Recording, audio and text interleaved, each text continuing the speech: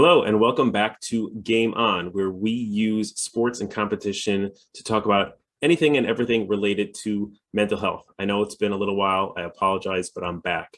And I'm excited to share. I just came off of a very, very unique experience. I spent 2 weeks at one of the largest international sports competitions in the world and took copious notes and got to observe a lot of things in many different sports and competitions. And over the next couple of weeks, I will slowly but surely making more of these videos with little tidbits that I've learned, that I've observed, that hopefully will be meaningful to you. So let's start with one right now. I was immersed in this environment with sports teams and coaches and the competitions. And there's a lot of different dynamics. And right away, I saw a difference between individual competitions and team competitions and which one sort of plays with your head more. It tends that individual is a lot more pressurized. And I was sitting at one of the meals with a team, a soccer team. I'm not going to try to be too specific to call anyone out on anything. And I just made the comment that this particular team, I was quite impressed with their camaraderie and the way they carried themselves, and they were respectful and they seemed to get along really well. And mind you, these teams didn't get to know each other that long before they got to this international competition, and they just really meshed, and they just like had a good vibe to them. And I made that comment to the person sitting next to me, one of the players on the team, and he made a really interesting observation. I'm wondering if you agree with it. First of all, he said that they had a mix of older and younger players, so the older players helped the dynamics by keeping everyone in check, and keep some of the silliness that's unhelpful at bay.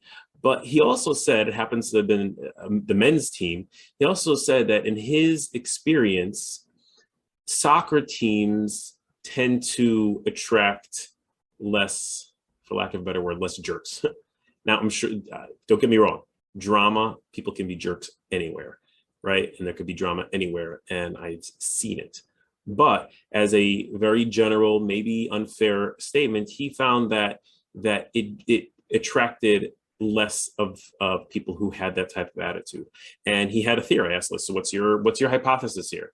And he said that because soccer or football, depending on which country you're talking to, is more difficult to really like grab the spotlight and really have one player really be the superstar and shine. Of course, there's international soccer superstars, but soccer is a game that is really dependent on the team. You really have to depend on the team. If you don't have a cohesive team, if you can't rely on your team, if you don't use your team, then it's going to be very hard to really steal the spotlight. The goalie, the keeper is just as valuable as the player on offense or the midfielder, or I might even be using these words wrong, but they're all quite important. And it's rarely is there like just one that shines so far above the rest. So because of that, I guess it like engenders a bit of like a humbleness, like we are a team. It's not just me.